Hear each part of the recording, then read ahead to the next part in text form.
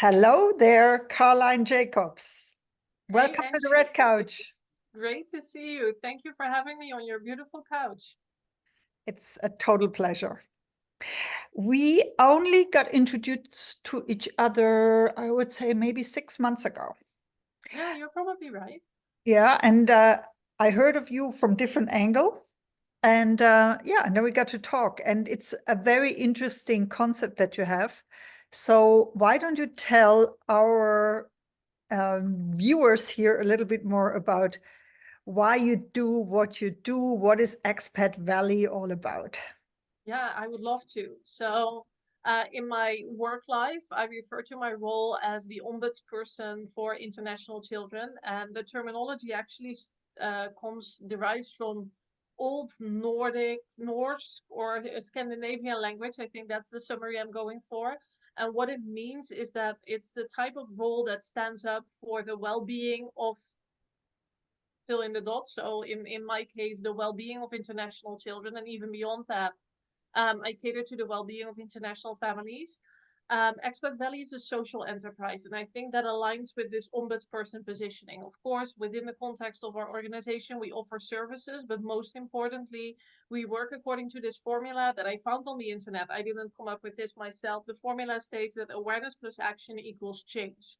And what Expat Valley is all about is really making international relocation a great experience for the accompanying family members of what is usually an employee that's sponsored by an organization that wants them to move from one location to another.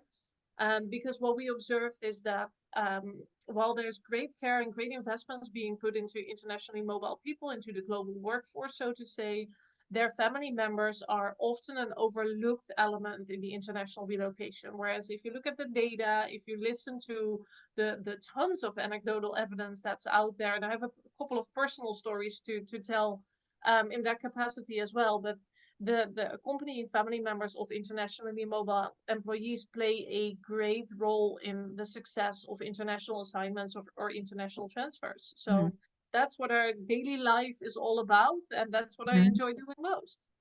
And I totally agree with you. You would be surprised that I already looked at this topic in 1996, 95 for my final thesis. So there was already an academic model out. They already stated this. Unfortunately, after, having worked in global mobility for over 25 years, I have to say the understanding of anything concerning the expat family, the spouse, the children, and even the expat themselves and their well-being and, their career support and coaching, the understanding is not at the level where I would like it to be. So like you, I'm also like a broken record, talking about this everywhere I can, so that we raise awareness more and more to the topic. I'm not sure if you even saw, there was recently a research. I definitely have to share it with you and our readers, published, that actually gives us the data to prove what we're talking about. So maybe, I think you're in a very important position here. And I really love what you do. And I love your energy, Karlijn, how you push this topic into the world. Thank you. That's Yeah. lovely feedback. I guess you haven't always been an entrepreneur, though. So, is there anything you would advise somebody who is maybe a younger woman and thinking about starting a business? It doesn't even have to be younger, it could also be an older woman, but somebody, who's like at the start of this journey. What would you advise them based on your learnings? So what really helped me on this journey is to trust myself. And that sounds now like something that I have with me in my backpack on the get-go, but it's something that I actually need to remind myself of rather frequently. There's always going to be people that tell you that you're wrong, or that your idea is not great, or that what you believe in is actually different. And whilst I believe it's very important to keep your ears open, keep your eyes open, and constantly try if you can improve your ideas and your business propositions. Trust in your own feeling, trust in your own observations, and really building the business that you want to work in yourself. I think that's what helps keep that momentum in the days that you're not so sure, because there's going to be there's a saying, with 2 steps forward there's 1 step back, and then sometimes 2 steps forward is 2 steps back, or even 3 steps back, because you really need to pivot and like somewhat change the course of the direction of which you're going. But really trusting your own belief system, I think that really helps me quite a bit. And celebrate all the little moments. So in the beginning, you might not see the immediate or big success that you want to go for. That will come over time if your idea is really good and your business opportunities are great. But make sure to celebrate the small successes in the meantime, so that you can keep yourself going, because that gives you a combination of fun and pride, and makes all the time that you invest worth it, even if you have to conclude perhaps over time that you need to change the course of the direction of your business. It still makes that all the memories and all the learnings are worthwhile. Oh, I agree. I actually do that every Friday, and I also ask my clients every Friday, you know, they get a reflection exercise where they write down the 3 things that they achieved this week. Mm-hmm. And I do that with my daughters too.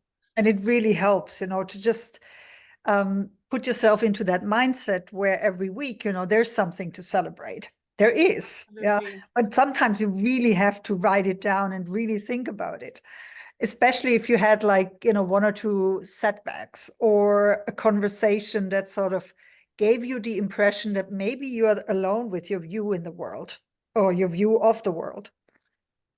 And Yeah, another I think thing, that you know, absolutely resonates. and another thing that maybe, you know, you share with me as well, you know, we're in some groups together.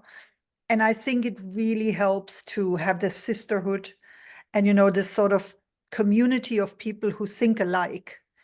Because I think when you have a bad day, they can, you know, also help you feel the energy again.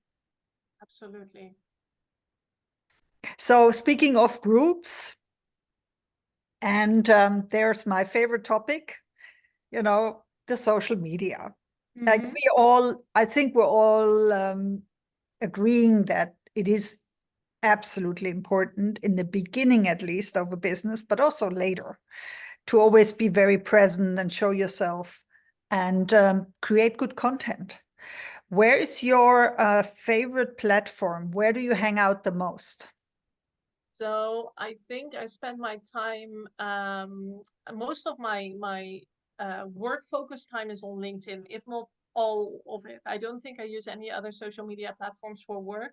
I like Instagram. I like how there's a lot of artists out there. There's a lot of inspirational content for me as a person, which translates into the work that I do. But I did give myself like a time limit on Instagram. So I really don't spend more than 15 minutes there per day, because it can be so addictive and not necessarily the most valuable time.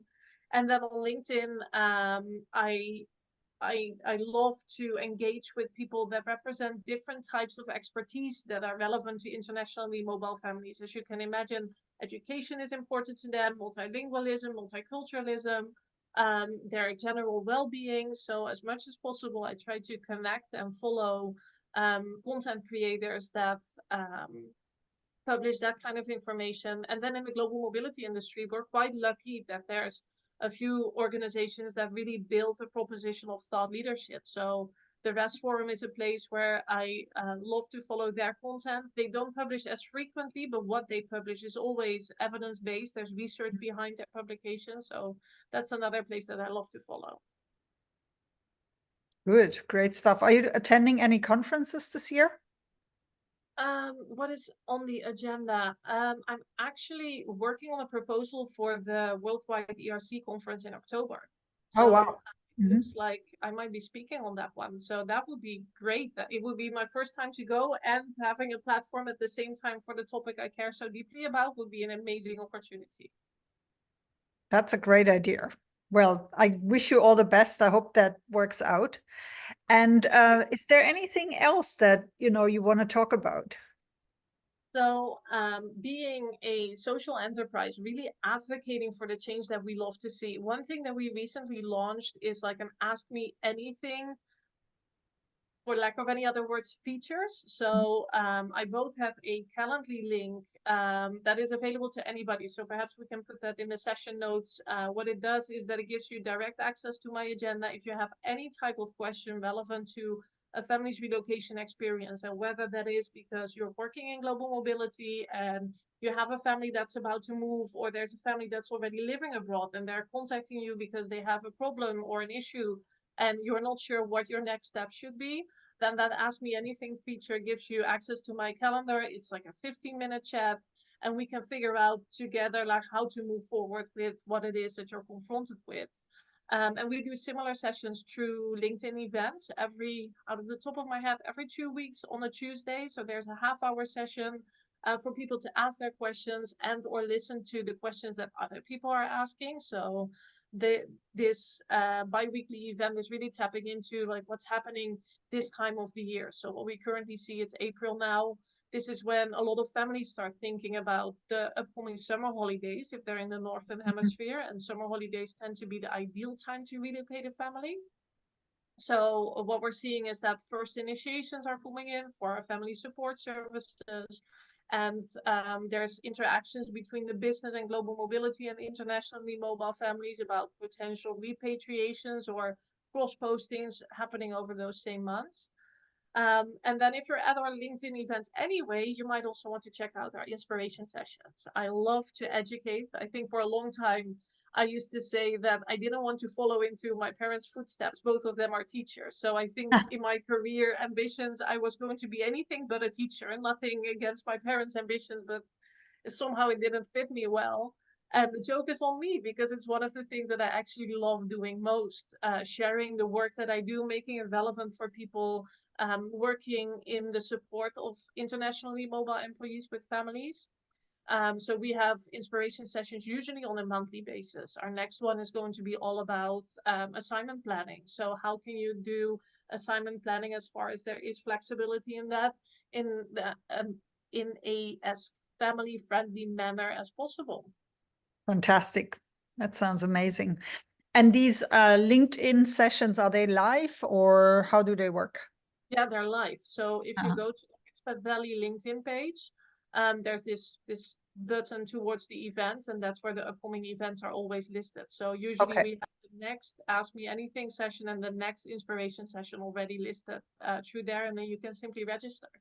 Super. We're going to link to those as well, and to your Calendly Ask Me Anything offer. I think that's very gracious.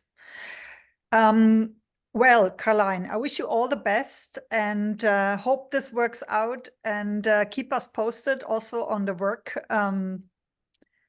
seminar, the work conference in October. Yeah. Thank you so much. It will be really good to see you there. And yeah, wish you all the best with your work. Thanks so much for coming. Thank you for having me, Angie.